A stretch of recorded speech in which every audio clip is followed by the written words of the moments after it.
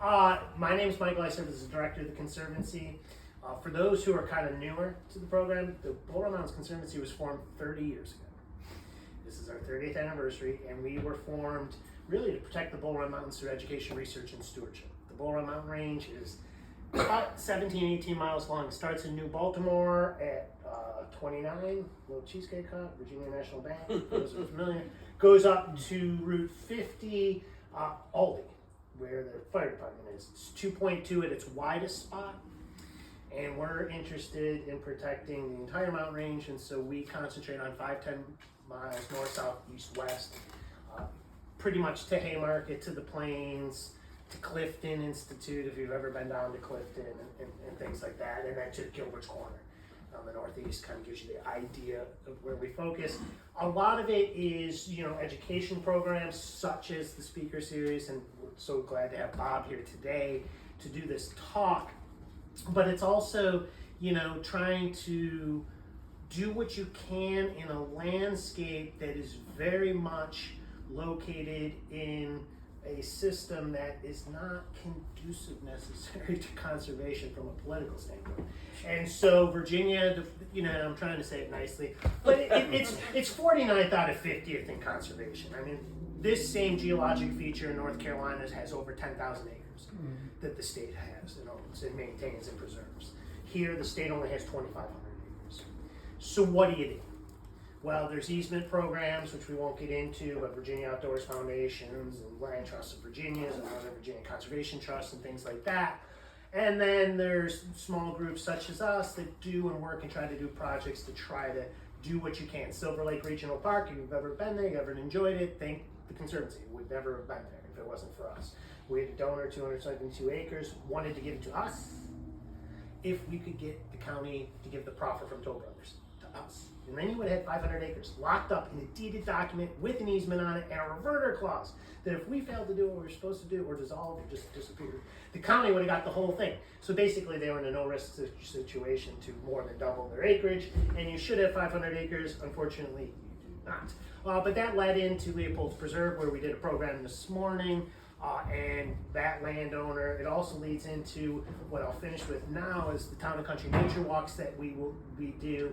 And so we've begun, not only, we've always done research on private property. I would say of all the research projects we've done, say the bat survey that's on the board, or dragonflies and damselfly surveys, yes, some of it was done on the state land, but yes, a lot of it was also done on private lands. The private landowners have been very good about welcoming us to do research.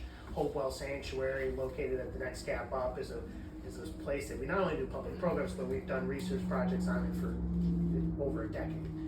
And so if you become a member of the Bull Run Mountains Conservancy, you get a special invitation. We have Town and Country Nature Walks in which you get invited to see some of these properties that are under easement, but they're private. You can't just go there, you can't just hike there. We have one coming up at High Acre Farm, which will be in June. And so that's something you can look forward to and look to do. And that's kind of what the Conservancy's focus has always been, is if you only have so little state land and you want to really protect a very significant, biodiverse, unique landscape, then you have to work with other landowners in order to do that.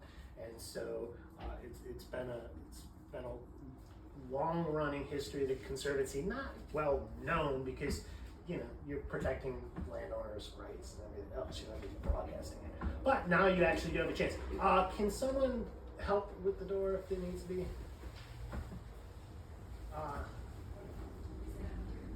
Yeah, come on in. We'll make room, Phil. Yeah, if we could.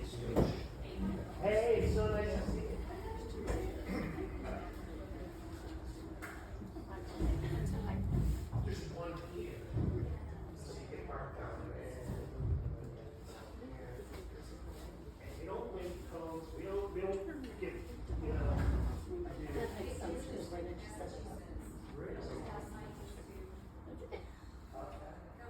Yeah, well, no, I we help. All right, so not really. So anyway, we do lots of different things. The speaker series is really special. We love being able to use this facility and have various speakers come. Bob Jacobs, I met, gosh, I don't even know, met on the soccer field potentially, if not before that. He came to a lot of hikes. Mike Dow, a board member of ours, who a lot of you know because you've come to programs, and he's at most things.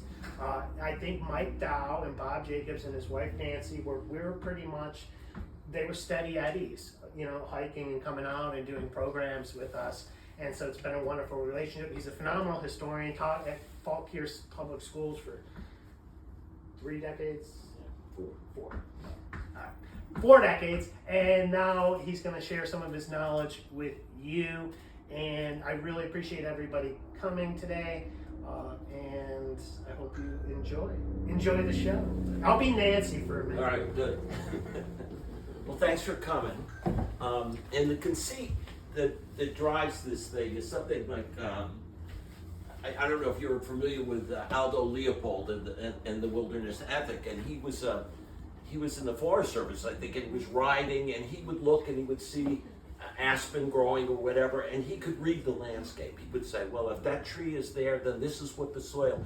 It's a little bit like going out with Michael. He could see all the connections, so he was reading the landscape to a certain extent.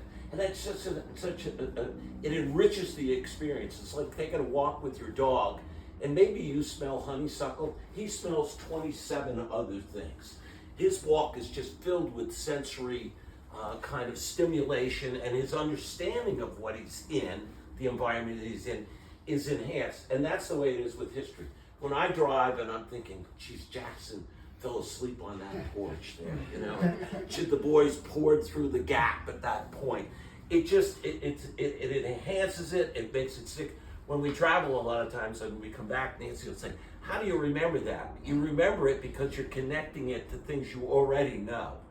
It's like having a snowball, and you have a big snowball and you roll it across, and you have an even bigger one. You get a little snowball and roll it across, you know, you don't have really as big a thing. The more history you know, the more it enriches the experience of what you're seeing, and it makes it stick. It makes it coherent to a certain extent. And that can extend itself to even the most mundane kind of places, I think, that you drive through and hardly notice. So we'll start. Hello, there we go. Perhaps you've gone through Fauquier County, you know, driven through on your way to the Skyline Drive or the Shenandoah National Park or something like that. You're vaguely aware. Here's it's large, 651 square miles. It's half the size of Rhode Island. It's a big county, but you're aware it's sort of an ex-urban place. It's not suburban yet, but it's sort of an ex-urban place of about 70,000 people, and you think, it's lovely. Go ahead. You're probably aware. There's the Thoroughfare Gap. There's 66. Okay, that's where we are sitting at this point. Go ahead. That history happened here. You're perhaps aware as you drive through the landscape that there's a rolling. You know, we're at the Piedmont, going into the foot of the Blue Ridge of the mountains, and you're aware that it's a lovely landscape of rolling hills, especially as we get toward the mountains, and numerous waterways, runs, creeks, etc. You've got, of course, you've got the Broad Run, and you've got, well, you can hang on there, good. You've got the Broad Run, you've got the Goose Creek, you've got Crooked Run, just in this area right here. So it's a lovely landscape. I'm sure you're transfixed by it as you drive through it, but you're not thinking anything terribly significant might have happened right there. Okay, go ahead. All right, the Shenandoah Valley has always been contiguous to the area we're talking about, and there was a draw. So the need to get through to that valley for trade, transportation, etc., was always foremost in the development of where we are here. Okay, go ahead. And there you can see the gap. Go ahead. Okay, keep going. There you go. And the gap was created, a water gap, by Broad Run, which cuts through this mountainous area, the Bull Run Mountains, as he explained, and creates a passage. It also creates a power source. Go ahead. And from earliest times, from the 1700s on, the grains that were grown on the northern Piedmont and in the Shenandoah has always been kind of the breadbasket of Virginia. And it was noted that, like at Yorktown, they were sending tremendous amounts of beef and grain to the soldiers to keep them in the field. And that's just the right climate over there. It's not too wet, and that's good for grain. And so this area grew up as a grain producer. You've got a water source, you're going to have mills to produce flour and cornmeal and all of that sort of thing. Go ahead. Okay. So go ahead, keep going. Keep going. And it would come to pass, as we industrialized, that it didn't take much foresight to see that building a rail line, once rails became the dominant source of transportation, was a natural, especially in the 19th century as ports are developing. Now, they had developed earlier at Dumfries and Occoquan and all of those areas on the Potomac that were before Great Falls. You couldn't go much further with ships. For example, Fredericksburg, that area there was the 8th largest port in the United States at the time of the Revolution, because you're taking all of the fecundity of the Piedmont and you're getting down below the fall line where the ships can come in, pick it up, take it back out to Europe. Now, in the 19th century, you could do this with rail. You can get the produce from the Shenandoah Valley in northern Piedmont. You can run it to Alexandria on the rail. You can run it up to Baltimore, a major port, and then export that stuff to Europe. And that becomes a moneymaker for the Shenandoah Valley, etc. I remember my Yankee grandfather, when I got a job in Virginia, and he said, make sure you can get some Albemarle Pippin apples. So he was even familiar with the apple production of this particular. And when I started in Fauquier, Fauquier was quite an apple producing area. It's pesticides, labor, not quite sell it off and make a subdivision kind of thing. Okay, so this rail line would become known as the Manassas Gap Railway, and it would reach Strasburg, go ahead, in 1854, and it would go all the way down to Mount Jackson in 1859. Those dates are kind of fraught, aren't they? Because they're developing this rail system just on the cusp of a great unpleasantness that's going to happen between 1861 and 1865, and that's going to be significant. Okay, go ahead. As I said, from earliest times, from revolutionary times, this has been the breadbasket of Virginia, the Shenandoah and the northern Piedmont. Go ahead. That continued in the 19th century, as I said, especially with the development of rail lines and transportation systems at Alexandria and Baltimore. So this became a very important area, okay? Now, you can see that this is how it developed at that point. Go ahead. And there is where we are at Thoroughfare Gap. Go ahead. And this is as of when the war breaks out, this is what we're looking at.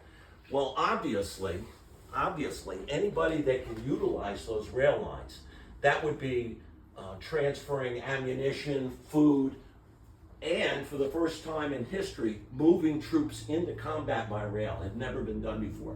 They moved some equipment in the Crimean War in Europe in the 1850s. And in fact, McClellan was an observer in the Crimea. So he had seen that kind of thing.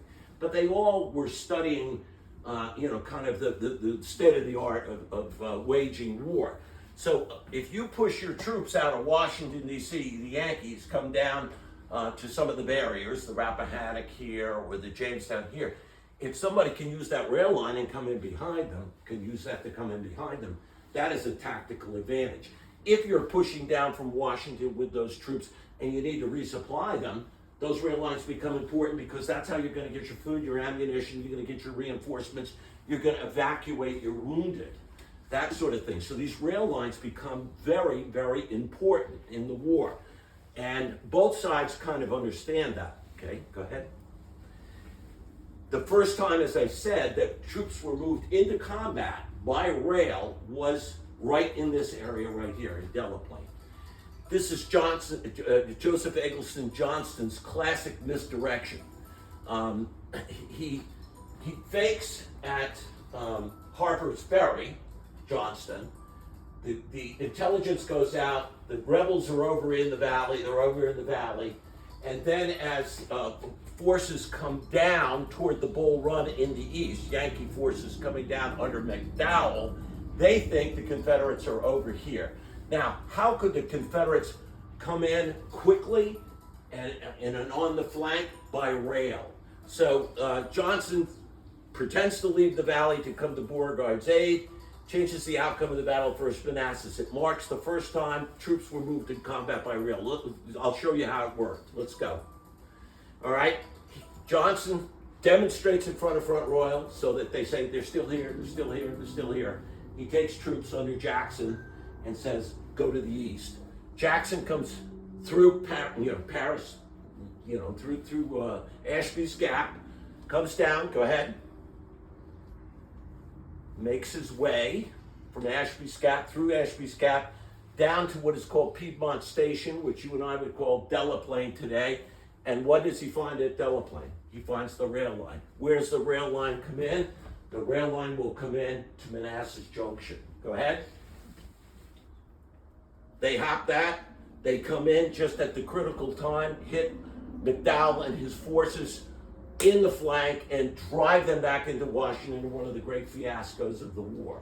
And that was done, go ahead, by, this is an artist, it's the word Kunstler, it's an artist's conception of what it looked like. And you recognize the building. If you drive over the railroad grade at Delaplane and look to your right, you'll see it still there. And these are the locals coming out with food to feed the local troops. Some of them were local guys who had grown up in this area. Eppa Hunton, for example, was from Warrenton. So some of these were Fauquier boys that were involved in this. Jackson's troops board the train in Piedmont Station en route to Manassas. Go ahead. So that takes place right through this gap. You saw the rail line. Although used by the Confederacy early in the war, as we just pointed out, by May 62, the tracks were destroyed. The Confederates were worried that the Yankees would utilize it, so they pulled the tracks up. So now we do not have a rail line coming through this gap anymore. It's been ripped up. It was used in the first Manassas campaign, but it's not going to be used. This is the local hero here. That's Turner Ashby. Do you recognize him? He was a fairly famous cavalry officer at Scout. He'll be killed June the 6th, 1862, over outside of Harrisonburg. And he was a great loss to the community. And this is Joseph Munsford. He lived basically in Markham. That's where he grew up. So he knew these mountains. He and others, when the rail line was being built in the 1850s, they had immigrant Irish labor. And chickens started going missing and things were stolen, and the construction crews were a little rough around the edges, according to the locals. So the locals formed militia units to patrol. It was also used, obviously, to keep an eye on slaves. John Brown's raid just took place over the mountains. They were very keenly aware of that. If you read the local diaries, they were worried about enslavement. So they created these local militias. And he was part of the local militia here, so he had military training, and he knew the tactical advantages of the landscape. So now we lose. This is a kind of a dramatized look of Thoroughfare Gap. It looks very impressive, almost alpine. But I'm sure if you'd marched 20 miles or so, it would look alpine. Okay, go ahead. And when was this drawing done? This drawing was done prior to 1862. So 1860, probably in either Leslie's Illustrated or Harper's magazine. They would have had that, and it was called in Leslie's magazine the American Thermopylae. We'll get into that in a minute. Thermopylae, you might remember, was the gap that the Spartans held against Xerxes and the Persians back in the 5th century BC. That's one of the famous, the few, the proud, the brave, holding off this entire mass army. And the comparison was made in that 1860 magazine article that a force in this gap, especially if it reinforced the sides of the gap, Pond Mountain and Mother Leathercoat, could hold off a tremendous number of troops. They couldn't get their equipment through there. They'd have to narrow their file or scale these things, at which point they'd be vulnerable. So the holding this thing was compared before the war to somebody perhaps holding a strategic gap in history. Okay? 66, they blasted through the gap. So if you want to get an idea what the gap looks like, go to Broad Run Post Office, see where the mountain naturally comes down to 55, and imagine it looking across the way, coming down naturally the other way, and you'll get an idea of really how Yeah, constricted good the gap point. was. Really good point. Okay? So with the rail line gone, this would be kind of a backwater. There wouldn't be as much interest in this region, and there was hope by many people in Fauquier that they could kind of sit the war out. That it really wouldn't be a cockpit of war. And this is looking from Sky Meadows looking down. You could probably see that's the Crooked Run Valley down there, and Thoroughfare's just beyond. So yeah, you've seen that view many times. You're coming over the mountain here, and Ashby's Gap looking down on 50. Okay. But 3 months later, after the rail lines were ripped up, Union and Confederate forces would confront each other along the Rappahannock to the south, the nearby Rappahannock. Lee's Army of Northern Virginia would face a newly formed army, the Army of Virginia under John Pope, and also elements of McClellan's Army of the Potomac, okay? And I'll show you that. Significantly, does personality play a role in almost everything? It's how you get along. One of the great things of World War II is when people judge Eisenhower, they judge him not just on his military competence, but his ability to hold an alliance together with all of those egos, Bernard, Montgomery, etc., that sort of thing. You've got prima donnas, you've got MacArthur, you've got Patton, and that's significant. So I'm saying to you, the Yankees are pushing south, but the two commanders hate each other that are supposed to be in close cooperation. They do not like each other at all. Okay, go ahead. So in the summer of '62, with the rail lines ripped up here, so we're not thinking this is going to play a significant role, right? It's off the charts. Let's take a look at where we are. Go ahead.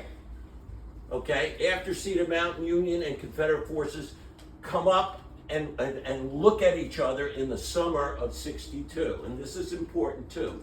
Time of year is important because one thing that is on Lee's mind, what do you think might be on Lee's mind in the summer of 1862 as we head into the fall? Somebody said it. Yeah, they'll live off the land to a certain extent. And somebody said this is lovely country, but we. But for the winter, you have to have rain and all that for your horses. And the important thing would be get the 100,000 men that are here off the land so the farmers can get the crop in. Virginia is suffering because you've got these large groups of men, 50,000, 60,000, 50 more thousand, going through the land, and they are not asking permission to go into the fields and get the corn, or steal a pig, or chickens. They're getting it. So in Lee's mind, to take the suffering out of Virginia and get it up into Western Maryland or Pennsylvania would be a goal. That'll be a goal again in the summer of '63 with the Gettysburg campaign. But he's thinking, how can I in the summer take the war to the Yankees? How can I get the heel of war off the necks of my fellow Virginians? So I want to push them. Somehow I want to stop that Yankee advance down into Virginia. They've just been at the gates of Richmond. They didn't take it, but they've been down to Richmond in the Peninsula Campaign in the 7 days. How am I going to push that back? Okay, let's take a look. Also, the summer, I should say this quickly. Summer will eventually elide into fall. And what is going to happen in the fall of an even numbered year? 1862, elections. There's a significant anti-war faction in the North that says, well, Horace Greeley said in one of his editorials, warring sisters go in peace. The Union maintained at the point of a bayonet has no charm for me. If they don't want to be in the country, let them go. Let's not have thousands of our boys die there because they don't want to be in the Union. Some of them even saw constitutional reasons, saying they voluntarily joined the Union, you should be able to voluntarily leave the Union, that sort of thing. So if you make the war unpopular by taking the war to the Yankees, and suddenly it becomes like the Tet Offensive, it becomes unpopular that might have a significant, we've got anti-war candidates on the ballot. They're saying if I'm elected, I'm voting against the prosecution of this war. So that's where we are in the summer. Lee is desirous of pushing the Yankees out, and obviously the Yankees have the opposite thing. Let's take the war. Later Sherman would say, "I made Georgia howl." I don't know that it was a total war at that point, but let's render the secession movement not a theory but a reality in their backyard, so to speak. So there's the Rappahannock. Pope then starts down, right? Masses his forces there, okay, for another push. He's joined by McClellan. McClellan has just been fired. He's been demoted, I guess you would say, okay? He's not been able to take Richmond in 7 days in the Peninsula Campaign. He hasn't done very well. Lincoln is a little disgusted with him, so they create a new Army of Virginia, put most of the troops there. McClellan is given a support role to Pope, the guy that he can't stand, and vice versa. Now, in Pope's defense, Pope's a little bit on the arrogant side, but Lincoln said of McClellan, he can strut sitting down. So you've got the picture there. We've got a lot of ego involved. Supposedly, he came in on Lincoln. He made Lincoln wait to meet him. Also, Lincoln was blacking. Lincoln being a poor boy growing up, he was blacking his boots. He was polishing his boots, and McClellan came in. So the president of the United States blacking his own boots, and he said, "Mr. President, you black your own boots?" And he said, "Yes, sir. Who blacks yours? Don't you?" Kind of thing. So McClellan and Lincoln didn't hit it off particularly well. Although Lincoln said, "I'll put up with anybody that can beat the South. I don't care." The men seemed to like him. He had tremendous morale in his, maybe because he didn't get him killed, because he would never take the offensive. And remember, let's go back to what we said. McClellan had been a military advisor with the British Army during the Crimean War. And what was the outstanding event in the Crimean War that impacted everybody's sense of war? The charge of the Light Brigade, where you took troops in a horse-drawn kind of cavalry situation and charged against more accurate industrial kind of capacity weapons, and you got tremendous casualties. And I always wondered if that had an impact on him, that he saw, because he as Lincoln said, he's got a bad case of the slows. Not just the slows, the pursuit, everything. He never prosecutes the case, and he will end up getting fired for that again, second time. Lee then moves up here. Let's go. Let's take a look. Who do we have? Pope on that side. West Point 42 gets the newly formed army, and he says, "My headquarters are in the saddle. I'm not one of these rear echelon generals." And somebody said, his headquarters are where his hindquarters ought to be. This guy's got a big ego. Okay, he then addresses the troops. Go ahead. And he says to his troops, this is, like the superintendent of schools talking to the teachers here, "Let us understand each other. I have come from the West, where we have always seen the backs of our enemies. I'm not like you effete Easterners." Now, you're leading Easterners. So let's insult them first, okay? Let's tell them what a bad job they've done. "I come from an army whose business it has been to seek the adversary and to beat him when he's found, whose policy has been attack, not defense. Meantime, I desire you to dismiss from your mind certain phrases, which I am sorry to find much in vogue amongst you. I hear constantly of, quote, taking strong position and holding them, of lines of retreat, and of bases of supplies, all of which are valid. You would like to have ammunition." And remember what Napoleon said. Amateurs talk about tactics, professionals talk about logistics. If your men don't eat and they don't have equipment, you're not going to win. And he's denigrating that. "Oh, yeah, you're worried about the quartermaster being able to get things to you." Well, you should be.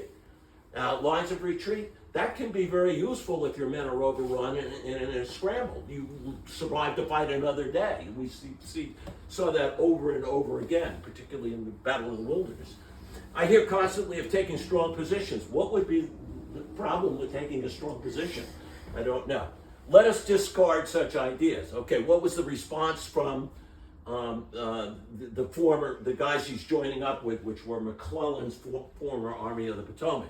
This is Alpheus Williams. He said, to his daughter, when a general boasts that he will look only on the backs of his enemies, that he takes no care for lines of retreat or bases of supplies, when in short, from a snug hotel room in Washington, he issues after-dinner orders to gratify public taste and his own self-esteem, anyone may confidently look for results such as have followed the bungling management of his last campaign. This guy's a fraud. Go ahead. Lee, who hardly ever said anything negative about any of his adversaries, remember he'd been superintendent of West Point, and he'd been the superintendent for most of the guys in the Union Army also. And he reproached Jubal Early, for example, when Jubal Early was exulting at Fredericksburg, let's kill those damn Yankees. And he said, no, this isn't a football game, this is a tragedy. Don't say, you want to kill, thrash the enemy. And as Lee turned one away, he turned his men and said, kill them all. So he did, Lee, though, said of Pope, he's a miscreant who must be suppressed. Because he was very harsh, Pope, also on civilians. When he took an area, he would often banish people and said, if you come back, I'm going to hang you as a spy and all of that sort of thing. Took their food when they didn't have enough food. So Lee just felt he wasn't a gentleman. So that's the worst sin possible under Lee. I don't care for John Pope one pinch of owl dung. And this is Sam Sturgis, who had to serve under him. Said he's a jerk. More insolence, superciliousness, ignorance, and pretentiousness were never combined in one man, such as they are in John Pope. So this is the morale in the Yankee army that's going to war at that point. Okay. Pope had 66,000 men facing Lee, with part of McClellan's Army of the Potomac coming up for Fredericksburg, 10 to 15,000 more arriving at Alexandria. So if you can see the blue here, and this is a conceit of the West Point atlases. You always do the United States, World War II, World War I, and Civil War. You always do the National Army in blue, and you do the enemy in red, in this case. So it's a quick visual whenever you see that. So here's Lee with about 55,000, and you can see we're adding this up to 66,000, then there's another 15,000, and then there are more that are going to come in from Alexandria at that point. Some are going to come up from the peninsula. So he's going to be badly outnumbered. But it's going to be hard for the Yankees to come across the river. Remember what I said. It's just not, you look at it and you go, like Antietam Creek, you go, well, I could have waded across that. Could you have brought the ammunition wagon? Could you have brought the ambulances? Could you have brought the food with you? Could you brought your artillery? Or would you just go across with infantry to face people who had artillery? So you usually need a bridge. You need a ford, a significant ford to get across. These things, you go to the Springs Club down in Warrenton and you look across and you go, that's not much of a barrier. Well, if it's covered in mud and guys are scrambling down on the other sides, they're shooting them, it is enough. I mean, the Napoleon Jominian conceit on that is you need a 3-to-1 when you're attacking a fixed position anyway. My wife's not here, but her father was in the 82nd Airborne in World War II, and he jumped into Nijmegen, the Dutch town.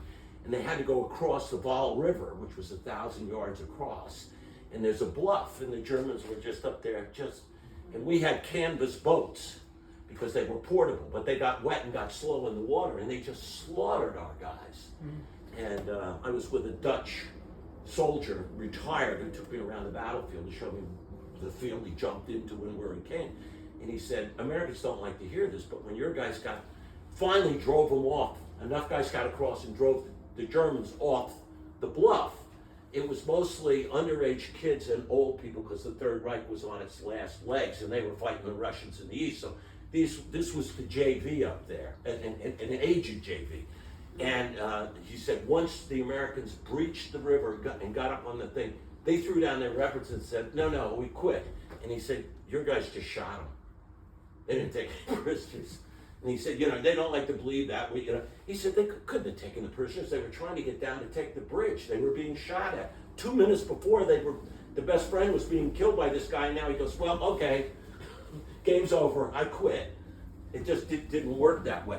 But I looked at that thing and I thought, man, I can't imagine trying to you know, the minutes turn to hours when you're trying to go across something like that, and somebody's on the other side. And that, I don't know if it would be as dramatic, it certainly wouldn't be the Rappahannock, but it's formidable if you've got a good sized river in front of you. So what's Lee gonna do? He's not gonna breach it. They burned the bridges. At the Springs Road, if you ever go down the Springs Road Bridge, that was gone. So Lee's got to figure something out. And of course, I think you know what he's gonna do. He's gonna fake right and go left kind of thing. You know, get the guy to cover his gut and then go hit him on the flank, okay? Take it. Okay. McClellan's coming up, okay, keep coming. He's gonna be reinforced, Pope is, to the end. Okay, so here we are, Lee on one side of the river, Pope on the other side of the river, and there we are, right there. Remember that? Remember that gap that seemingly wasn't very significant anymore because the rail lines are gone there. Okay, go ahead. All right, that's the Thoroughfare Gap. Here's what Lee's gonna do. He's gonna go to Stonewall Jackson, and it always sort of amazes me. Stonewall Jackson's like 37 years old, 36, 37. He's young. He'll be dead. This is August. He'll be dead in May of the next year. He'll be gone. He'll be shot by his own troops out reconnoitering, as you probably know, after chances fell. All right, what's Jackson gonna do? He's got an inferior force in front of a superior foe. Lee does, okay? So he's gonna say, you take your troops, and they call Jackson's troops foot cavalry. They were so fast they might as well have been on horses. They could cover ground. That's a nickname, foot cavalry.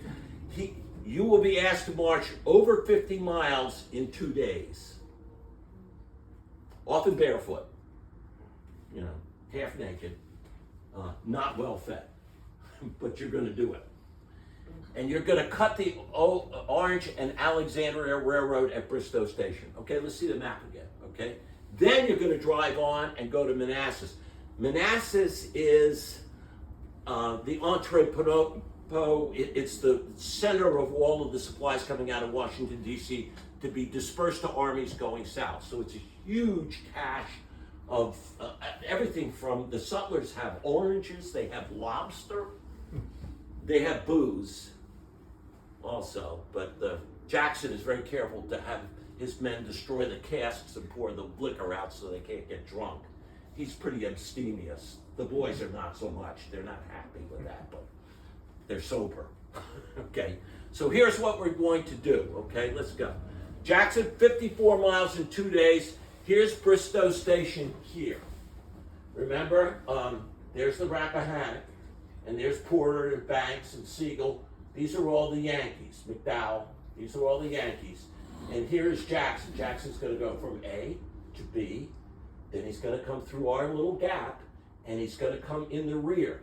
First, he's gonna hit this rail line and cut it, the Orange and Alexandria, then he's gonna go to Manassas. And the reasoning is what? That Pope has that army down there, but that army's got to be resupplied, and it's being resupplied by that rail line. So if you can get behind him and you can cut that rail line, that's a tremendous asset. If you can go to Manassas and you can get ammunition, food, clothing, feed the army, clothe the army, etc., that's a win-win. Now, he's going to turn on you at that time, and you're going to be horribly outnumbered. You're only going to have like 20, 25,000 troops, Jackson. So potentially there's 70,000 or so Yankees on that side of the river. This is riverboat gambling, is all I can say. Go ahead, let's take a look at it. Okay, he's going to go up, and you can see, some of you know the local places, go through Amosville, then 211 there, and cross over to Orleans. Then he'll go to Salem, which you and I call Marshall, and then he'll drive down here. Now, it's probably struck some of you already. That's a lot of movement. That's a lot of distance. Nancy, you need to take over. We've been waiting on you. You didn't think we wouldn't have you go to work? No. This is the madam. She's going to take over. Show her what. When I say hit it, You just loop. go back. There you go. She's a kindergarten teacher. She can do anything. That's a superpower there. So, you know, it's dawned on you, have you, that even given that distance, if you've got scouts out and you know somebody's doing that, it's pretty hard to hide 25,000 troops moving. Somebody's gonna get on a horse and ride back toward the Confederate lines and say, oh, damn, Yankees came through yesterday. No. So if that's the gap, if that's the cork in the jug, if you get somebody down there, he ain't getting through, and Jackson's gonna be marooned over here all by him lonesome. It's lonesome. The resupply is going to be Longstreet. The idea is let him get through, then let the Yankees collect, and then we'll come in behind the Yankees and we'll surprise them. But it all hinges on whether that gap stays open long enough for Longstreet. We're sitting here right now, there would have been 25,000 people trying to come through. Now I saw the reenactment of the Battle of Yorktown in '82. When the French of the United States did a reenactment down there, and there were 4,000 reenactors, and it looked like a lot of people. So I can't imagine 25,000. I can't even. And you know, I would talk to you about Nancy's father. I went to Gettysburg with him one time, and he fought in every major Europe. He fought in North Africa, Sicily. He fought in Anzio, Salerno. He fought in Monte Cassino. He fought in Holland. He fought in the Bulge. He fought in the Hurtgen Forest. Wow. So, you know, the 82nd Airborne was in it. And we stood where Pickett's or Pettigrew's charge, where 15,000 men came across a field. And I said, what's the biggest number of, you know, you're 17 years old from Concord, New Hampshire, and you got a gun in your hand, and it looks like the whole damn world is coming across that field with your demise on their minds. They're going to kill you, all right? And they're coming, and they're just boom, boom, boom. You know, they're beating the drum, and they're not intimidated by the shots that are being fired at them. They're just coming at you, inexorably coming for you, right? And I said, you know, what's that like? And he said, I don't know. I said, what's the biggest number of Germans you ever saw? He said, 15, 20, flitting through the woods in the Hurtgen Forest, or he was in the Bulge. He said, you know, they didn't mass like that and come in mass. Warfare had changed. So he was in awe. He was saying, I can't imagine. I just can't imagine. I mean, maybe the closest thing I have read is one German soldier who was stationed at Normandy got up to the bluffs and looked out and saw all the ships on D-Day coming in, and he said, we've lost the war.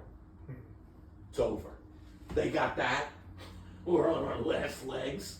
This isn't going to end well. Okay, go ahead.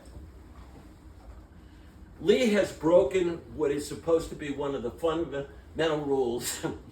He never met my wife, whose motto is, it's better to ask forgiveness than permission. Just go ahead and do it anyway. Okay, well, that's it. The rules are, you never take an inferior force that's smaller to begin with and divide it in front of a big force, because if he catches you, you're done. You're gonna get pulverized. So, you might want to take that chance, but if it backfires, you're going to be the biggest idiot that ever lived. And he does it here, and he does it again at Antietam. He divides his force. They call it in Napoleonic terms, unconcentrated. You're never supposed to unconcentrate an inferior force in front of a superior force. But I just told you, he split his army in two, said Jackson. Now he left Longstreet there and said, attack, demonstrate. Again, just like they did at Harper's Ferry. Confuse them, make them think you're still there. Longstreet rode up and down the Rappahannock as Jackson was going around and said, okay, man, tomorrow we go across, in a loud voice, that sort of thing, misinformation, firing on them. So they're thinking, the Rebs are still there. The Rebs are still there, and they're coming. Maybe they're coming across. Maybe they'll put pontoons across or whatever. They're not. They're gonna follow Jackson, as we know. Okay, so he breaks the rules. They called him. He had some setbacks early in the war, and they called him Granny Lee. They made fun of him. They said he's an old man. You know, he's 55. Old man, right? He'll be dead in 8 years though, but he's got bad health. But he had that white beard, and they said, well, he's an old man, he's tepid, he's this, that, and the other thing. People who knew him said, he'll take more, he's a original. Don't let the visage confuse you. He'll take more risk than anybody in the army. And this is just a classic example. Go ahead. Okay? So here we have, go ahead, hit again. We'll see if we can get, if Longstreet can make it there and he can come through, then he can join Jackson, and he would probably come in the rear or the flank of the Yankee forces that are taking on Jackson. But everything depends on that. This is out of order, I think, but go ahead. Let's see. Keep hitting. Together. All right. So, okay, as Longstreet approaches to do what we just saw, okay, there are cavalry units out in this area riding around. They then see the 25,000 coming in from the plains and Salem, Marshall and the plains coming toward this gap. He writes back and he said, the second element of the Confederate Army is headed for the gap. Jackson's already through, but the reinforcements are coming.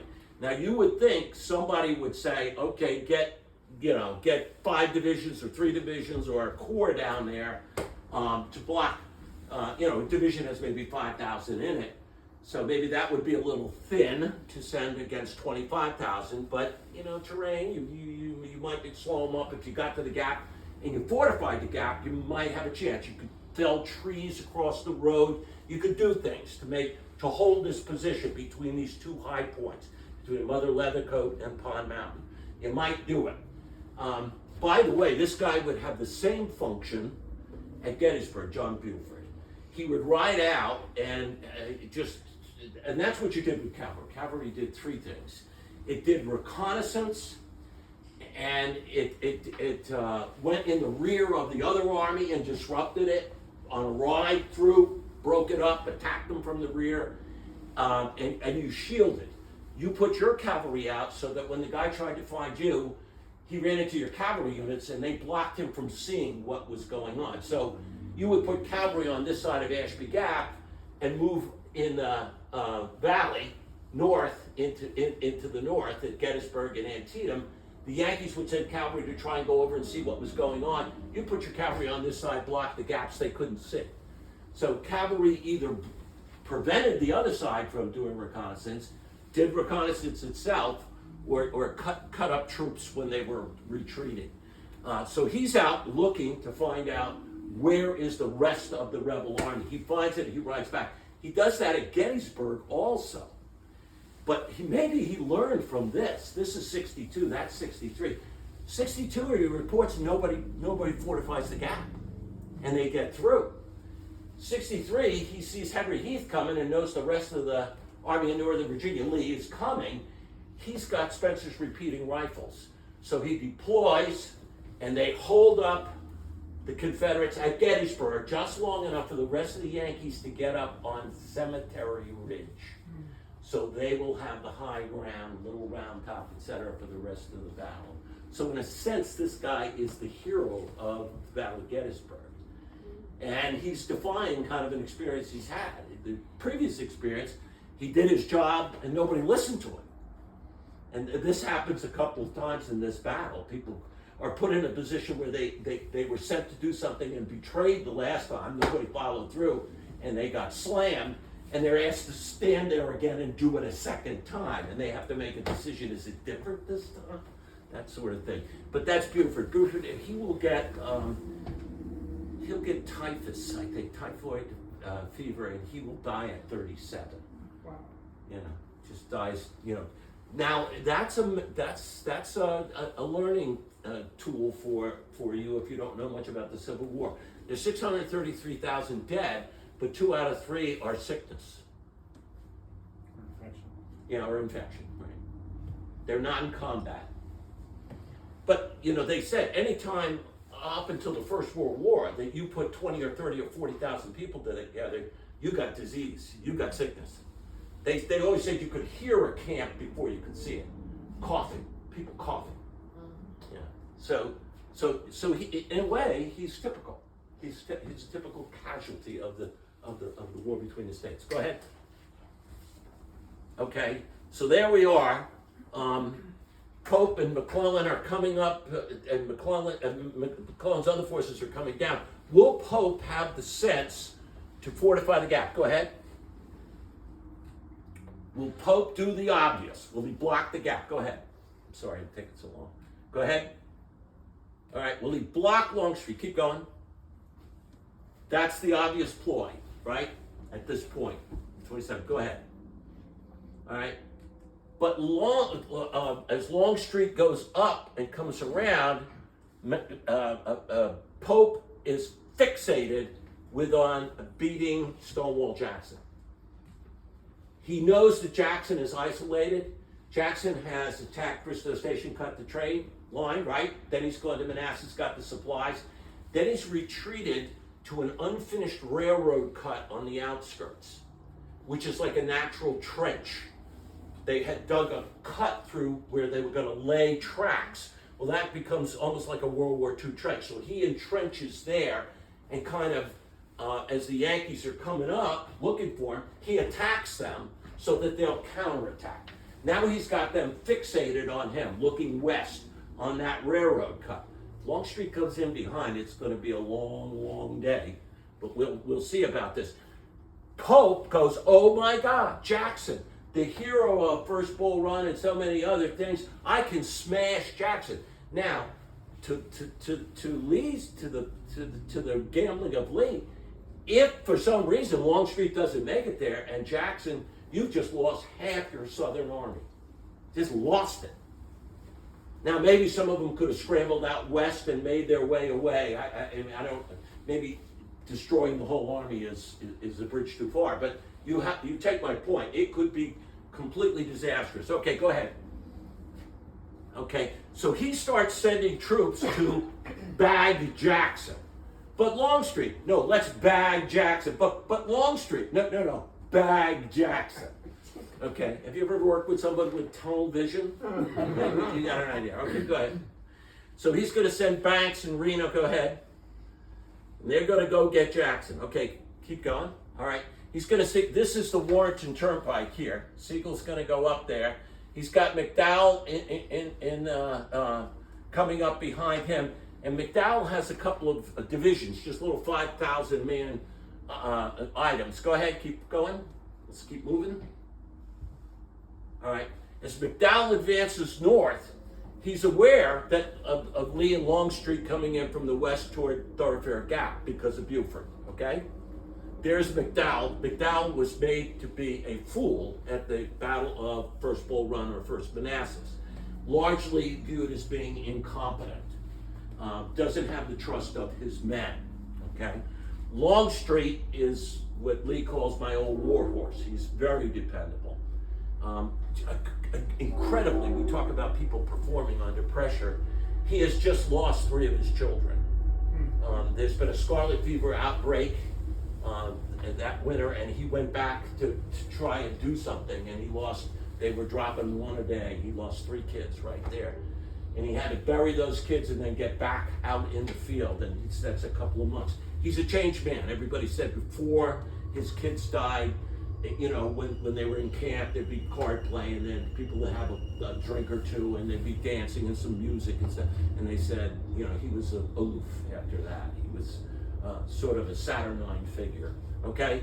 But he's going to perform well, and he's going to perform well for the rest of the war. He'll become unpopular with Southerners because he's somewhat pro-freed slaves. He does some things for civil rights. Go ahead.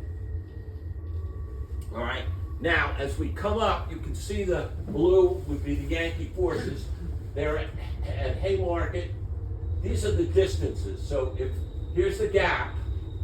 So if Longstreet and Lee are at Salem and White Plains, they are 9 miles and 5 miles from getting through.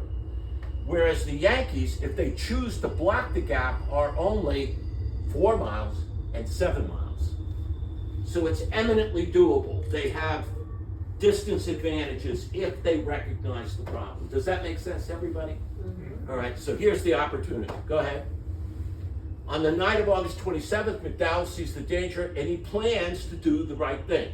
He's going to send a full corps, you know, like 20,000 men, under Sigel and a division, 5,000 under Reynolds, to Haymarket, only 4 miles from the gap. So should they start coming through, he's got it. He's got it now. Go ahead. But that night, he goes to the commanding officer, McDowell's the subordinate, and says, this is what I'm gonna do. And Pope says, Jackson, Jackson, Jackson. Go ahead. Go ahead. Forget it, McDowell. I'm paraphrasing here. I wasn't there. Forget it, McDowell. Bring your force to Manassas Junction. Now I'm quoting. We will bag the whole gang. Go ahead. Okay, here we are. You can see there is McDowell at Haymarket. Ricketts just keeps going. King keeps going. Reynolds keeps going. Hero of Gettysburg also. And Lee and Longstreet keep trucking down to the Thoroughfare Gap, which is H. If you can see that. Go ahead. Here's the gap. Go ahead. Thank you. And now it's a foot race. Go ahead. Okay, there's Buford. Go ahead. And there's Sir Percy Wyndham, who's quite a character. They're cavalry. And if you get into this sort of thing, you can look at the little marker, and that's always a cavalry marker. And remember, they're going to be very good for speed and getting away and seeing things and maybe blocking other cavalry, but they are very vulnerable against troops in a fixed position with artillery or whatever. They can shoot canister guns, whatever. They shoot, knock those horses down. So they're mobile, but they're not going to deliver much of a punch. Go ahead. Small numbers also. Okay, keep going. Keep going. Keep going. McDowell then just peels off just 5,000 men, a division under Ricketts, James Ricketts. And he says, you go down to Haymarket and listen. And if it sounds bad, go on to the gap and plug the gap. And I'm sure Ricketts said, 5,000 versus 25,000? And yes, sir. Okay, so he goes. Go. All right. Now, these are the cavalry who are out there, and they're watching Longstreet come, and they're reporting back. He's coming. He's still coming. He's still coming. Percy was great. Is that a look, or is that a He's born in England. He serves in the English army. He serves in the Austrian army for a time. And then he serves Garibaldi in the Italian, who knights him. And so he insists on being called sir after that. So he's not a British lord. He's an Italian. And there's no real Italy yet. It's mostly unified, but not completely. He had been captured, and then he'd been paroled, and then they allowed, they swapped. They took some Confederates and let them go back, and they let him go back to the Yankees. So he's newly emerged back with the army, and he does good. He then says, well, let's cut logs and put them across the road, because if Longstreet keeps coming, at least we can slow him up. His wagons, his trains, and all of that sort of thing. So he starts doing that. By the way, after the war, he was at loose ends, didn't know what to do, so he went to Burma. Well, he served in several other armies, and then he went to Burma to be a military advisor to the king of Burma, Myanmar, and he was trying to get him interested in hot air balloons, and his blew up over Rangoon, and he fell 300 feet into a lake and died. So he was colorful to the end. Okay, go ahead. All right, Ricketts heeding Wyndham's call. Wyndham says, they're coming, I'm cutting down the trees, I'm doing the best I can. He then, Brigadier General James Ricketts, hurries his 5,000 man 2nd Division to the Thoroughfare Gap. Go ahead, quickly. All right, here Ricketts, ironically, is now slowed up getting to the gap because the trees are felled on that side of the gap. So the wrong side of the gap. So he's got to crawl through the trees to get here to defend it. He meets advanced, and you can see, remember, red and blue.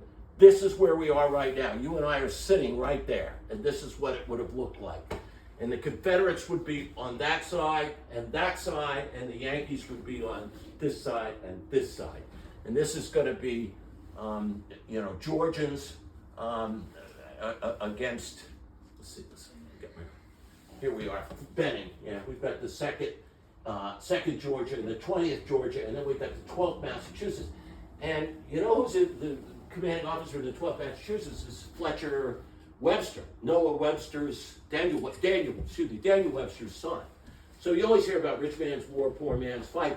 There were prominent families who had their kids in this war, and he will be killed at 2nd Manassas.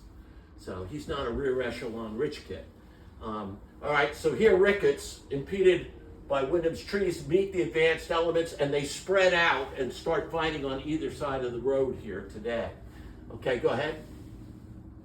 The steep high ground, Pond Mountain on one side, on that side, and Old Mother Leathercoat. And for those of you who used to hike, you could go up to High Point on that.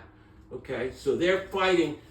Yankees coming up this side, Confederates coming up the other side, and there's sort of a stalemate. Now, somebody trying to force the gap and use the mill that was there. Go ahead. We missed a whole bunch of pictures there. Scaling these steep heights was difficult, and on Mother Leathercoat, there were gashes in the mountain made by quarrying. They had been doing some stone quarrying, and if you guys have walked the ground here, you've seen the trenches from the quarries. Okay, go ahead, just go. And there you can see this is Old Mother Leathercoat. You can see this is near where High Point used to be. You can see that would be tough fighting coming up either side. And there's kind of a stalemate. One of the soldiers described it as kind of like fighting on a rooftop. They were going back and forth and being pushed. Go ahead. Okay, and this is looking out from High Point back out toward the Blue Ridge and the Piedmont. That's where Disney was going to be, right? You might remember that. Okay, keep going. There's the gash, and they would then use that as a natural barrier. Some places it was 20 feet wide and 15 feet deep, but other places it was like 10 and 5, and they said they could touch bayonets across the. They stuck their muskets out. Okay, go ahead. There you go. That's what it looks like today. It's still there. So that would be right up there. The fighting would take place. Go ahead. Okay, down in the gap, both sides tried to use the mill, to get up in the mill and fight from the mill. And it changed hands 3 different times. The 9th Georgia and the 13th Mass, the 11th Pennsylvania going down in there was cut to ribbons. They were just destroyed. And that's called Chapman's Mill at that point. In the 1870s, it'll become Beverly's Mill when it's bought. But it's Chapman's Mill, and he's just rebuilt it because it was burned, because it was a storehouse for Confederate food. And they burned something like 2 million pounds of meat. They said the smell of bacon was terrific. It was wonderful. Wonderful. But the poor guy rebuilt the thing, and it's gonna get trashed again, and that'll be a bridge too far for him. Okay. The 9th Georgia, 13th, they fight there. It changes hands back and forth. Go ahead. This is a mountain gorge, not long, but narrow, rocky, and precipitous. It was capable of stubborn defense. Its echoes were wonderful. A gun fired in its depths gave forth roars fit to bring down the skies. That was Max Sorrell, who wrote about his experience fighting in the gap. Go ahead. All right. Was it the American Thermopylae? Could it have been held? And this is an illustration of the Spartan 300 holding it against Xerxes' thousands of Persians. Go ahead. Ricketts and his wife Fanny, perhaps memory of what happened at First Manassas gave him pause.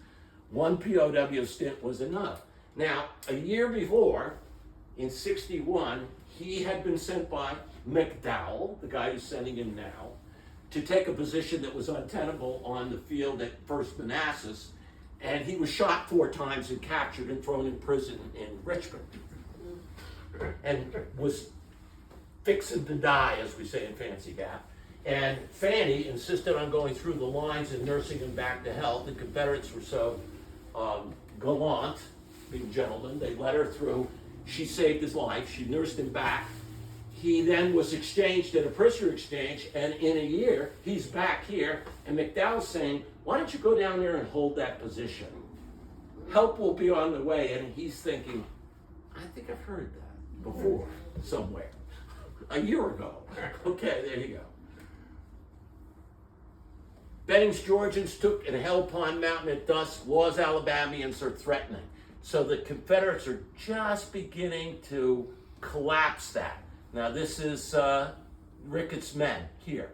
He's got to make a decision. How long do I hold on?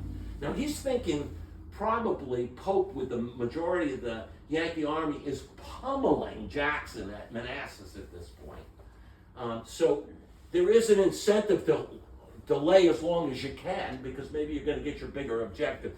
But you don't want to get annihilated, so it's a tough call. Go ahead. And then Lee does something very, very smart. He he says if there's a stalemate to one of the local boys who lives here up a hunting, he says, is there another way through? And he says, yeah, you know, about 4 miles, six miles up here, there's another gap. It's called Hopewell Gap. And the Yankees won't know about it. Go on up there and come, and you'll be in their rear. So he sends Cadmus Wilcox, go ahead, around. Now, had Ricketts delayed any longer, they would have bagged the whole division. But Ricketts is at this point lickety-split. He's out of there. He's gone. He retreats and saves his forces. Go ahead. He might have had a flashback. This is the painting of when he was captured the year before. Completely overrun. So he's thinking, I don't think I want to do that again. So he leaves. Okay? Go ahead. After capturing Union supplies and destroying railroad lines in Manassas Junction, I told you, Jackson had retreated to an unfinished railroad cut. The Yankees are coming. They're going to bag Jackson. He then goes and hides there. And as the Yankees ride by, he comes out and attacks them just so they know where he is. Because he's setting the bait. He wants to hold them long enough for Longstreet to come. Right? Go ahead. That's what Manassas Junction looked like after Jackson got through with it. And you can see it's a fairly immense arms and supply depot at the time. Go ahead. There, that's what it looked like. Go ahead.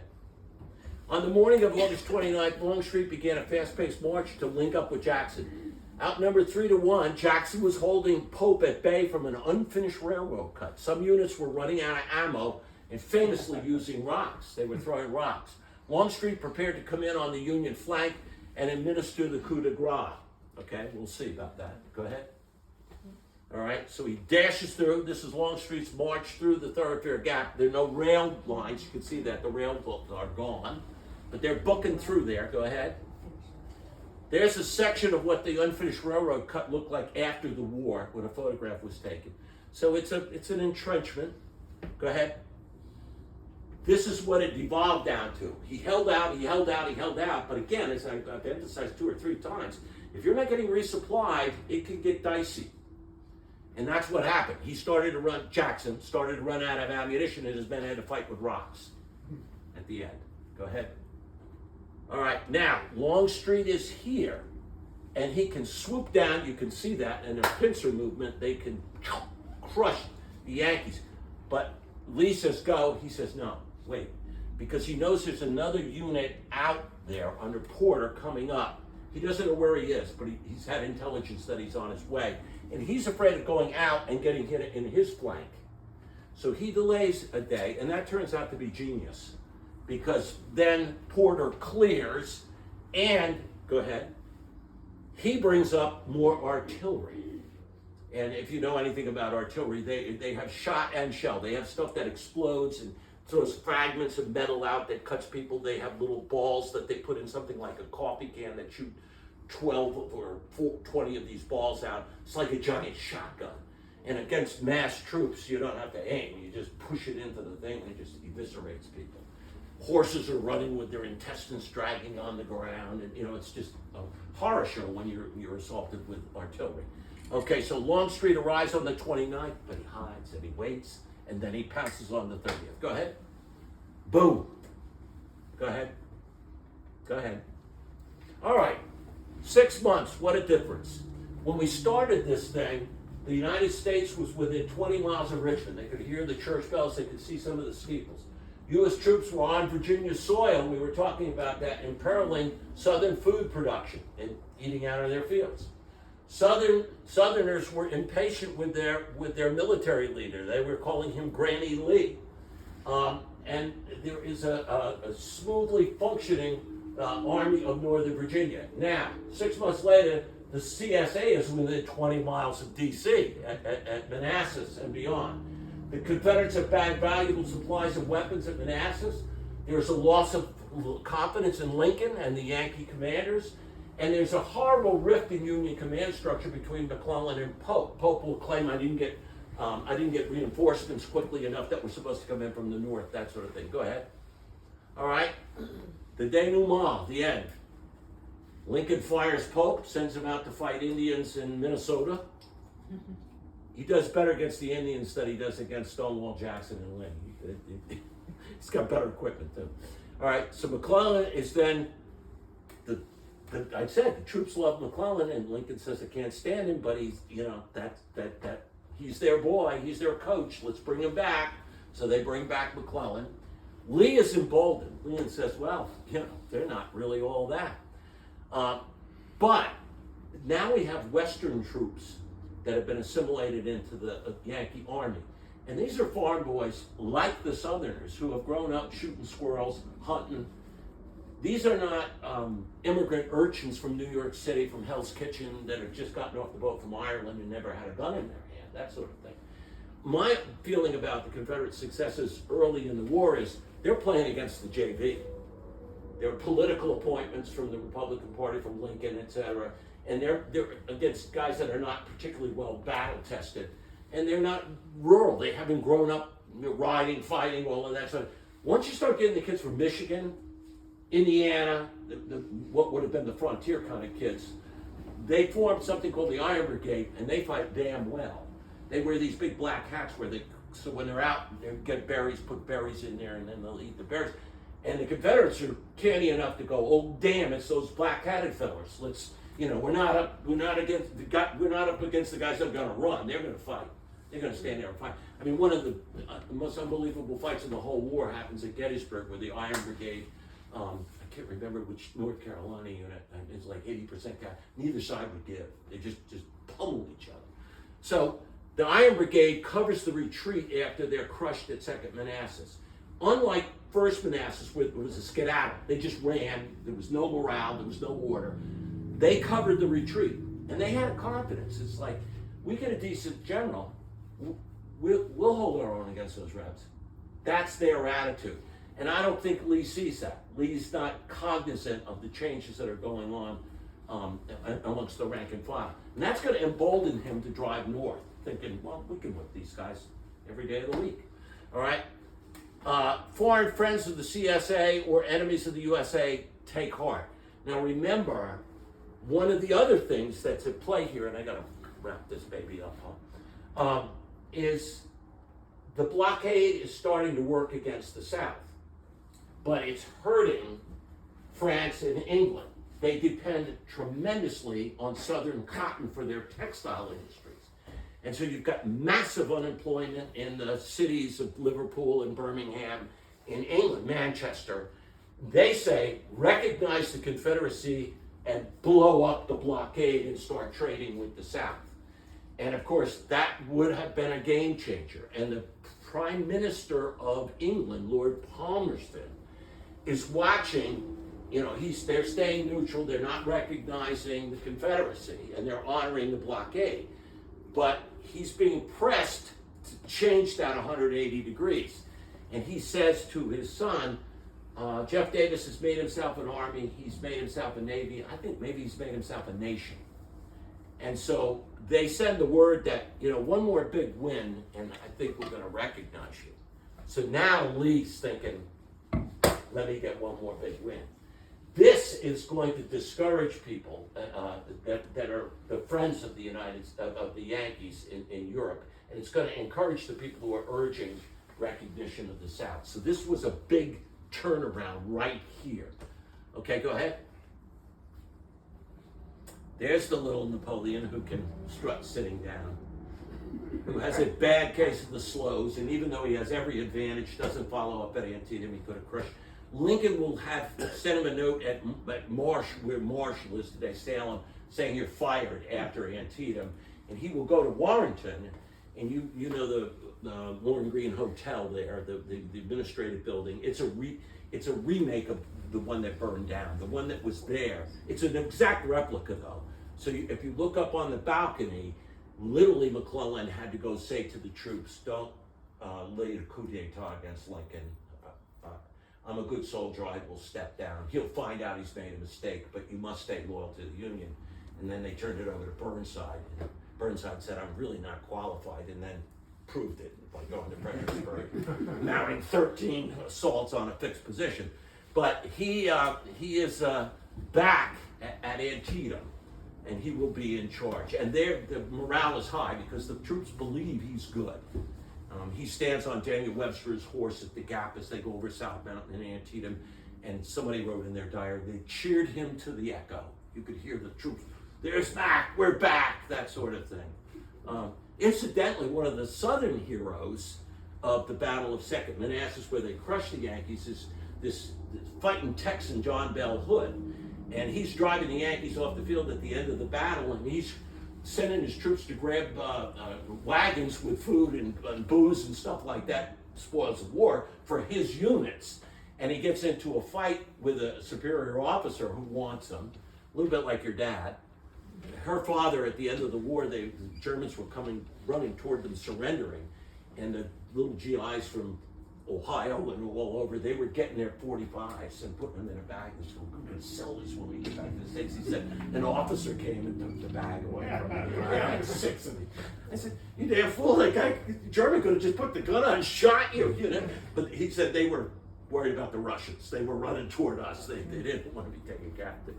So John Bell Hood, when they go into Antietam and it gets rough, he's under arrest by his own army for insubordination. And the troops are chanting, free Hood, free Hood, free Hood. And so Lee says, let him have Hood. And Hood comes out and does the job. So morale is important, and the belief of the troops. Dumbo's feather. Go ahead. Okay. But you know what's going to be different up at Antietam after this whole thing? You're going to have McClellan, of course, and you're going to have some belief in him. But you're going to, that's the Iron Brigade with those black hats. You're going to have some guys that really aren't intimidated, that are going to fight. And that's going to be the single bloodiest day in American history.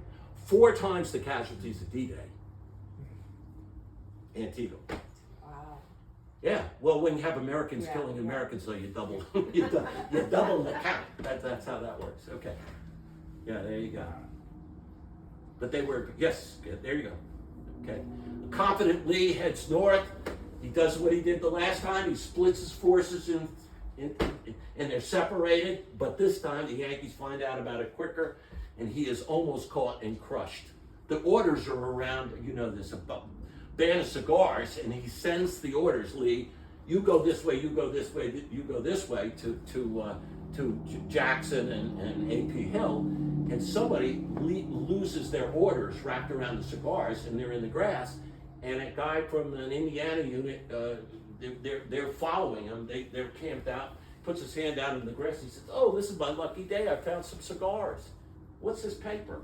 He takes the paper out, and it's Lee's plans, and it tells where the troops are. It's the, you know, and the at a camp to McClellan, who is when he delivers it to McClellan's headquarters, went to school with the guy who wrote the orders for Lee, his secretary. So he said, "That's legit. I know that handwriting." Wow. So they knew they had the real deal. Well, what are the odds somebody could put their hand out in the grass and find the keys to the kingdom? But even and McClellan said, with this paper, if I cannot whip Bobby Lee, I'll go home. He couldn't whip Bobby Lee. They fought pretty much. They inflicted more damage on the South, no question. But he should have crushed them. Go ahead. All right. If Lee had guessed wrong, God knows, maybe the war would have ended early because he would have lost half his army. Go ahead. Yeah, that whole thing, those long 25 miles, and then 29 miles. That's incredible. Go ahead. Go ahead. Keep going. The last casualty, and then I think I better stop. I've got a ton more stuff, but we'll stop. Did I do this to you in high school? I never stopped for the fire drill. So you know, I used to get in trouble all the time. The last casualty was the mill owner. Yeah. He had rebuilt it after they burned it, and the 2 million pounds of the thing, they destroyed it again. He lost his mind, and he spent the next 2 years in the Western State Lunatic Asylum in Stanton, where he died in '64. So he's the last one. Go ahead. I think that's it. Okay, we'll let that go. You've been, Mark Twain said, it's a terrible death to be talked to death. So. To me. All right, thank you so much. I just wanted to say, you ride by here and it's just this mundane landscape, and you think, well, nothing much ever happened here. Maybe, you know, the etched impressions of a snowy night and the harvest of a summer day, but not, you know, just life. But sometimes landscapes are deceiving. Just one last thing. This is about Antietam. Before the armies came, Sharpsburg, Maryland was a quiet place, an entirely ordinary rural community where the roads came together. In September 1862, it was just short of being a century old, having been founded a dozen years before the Revolution and named in honor of Maryland colonial governor Horatio Sharp. It was called Sharpsburg. Its main street was called Main Street. And there was the usual proportion of churches and taverns and stores, with 1,300 residents living in unprepossessing frame houses scattered along side streets and some lanes. Some of them worked on the nearby Chesapeake and Ohio Canal or at the ironworks a few miles away at the mouth of Antietam Creek, but mostly they made their living as shopkeepers and blacksmiths and gristmill hands serving the farming trade. A good many of the local farmers were sturdy German stock with names like Rohrbach, Muma, Otto, and Poffenberger. And they had made the land bloom. In neatly fenced fields, the corn stood tall. The orchards were heavy with fruit, and the haylofts in the big barns were full. Life in Sharpsburg might have continued on its pleasant, uneventful way, unremarked in history, like 1,000 other little towns dotting the American landscape, except for that suddenly all-important fact that it was the place where the roads came together. And that's what the truth is. And that's Thoroughfare Gap. It would have been just, just as you see it today. So the single biggest battle in American history takes place because that's where the roads converged, and that's where the armies came together. Same thing with Gettysburg. Thank you. Thank you.